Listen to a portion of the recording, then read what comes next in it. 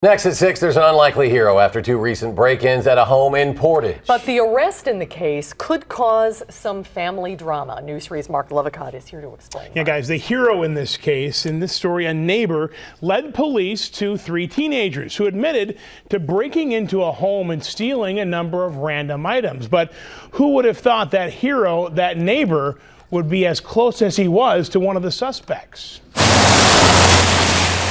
In small towns, neighbors watch out for neighbors, and you'd think so even more on a street named Pleasant. And that's exactly what happened. But I'd like somebody to go take a look at the house. A little more than a week ago.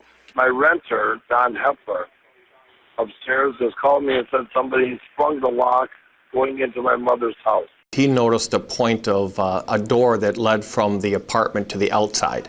That door in itself, he noticed, was open. Don Helper is the alert upstairs neighbor who called his landlord when he noticed something wasn't right.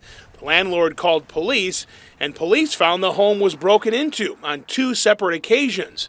Footprints from the snow left inside led police to a suspect. And then finally, 3 teens were arrested for their involvement. Frederick Harvey III, Richard Helper, and Yancey McMurray.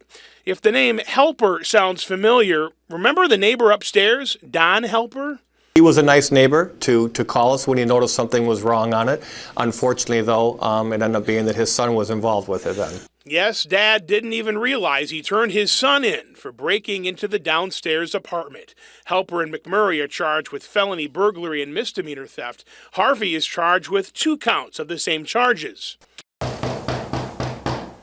Helper's dad couldn't be reached for comment. Be an interesting Father's Day this year. The teens admitted to stealing about $150, some alcohol, and some jewelry. Police say most of the stolen items have been recovered. All 3 were released on $5,000 signature bonds. They are all due back in court on February 25th. Never know who you're calling the cops on, do you? Mark, thank you very much. Thank you, Mark.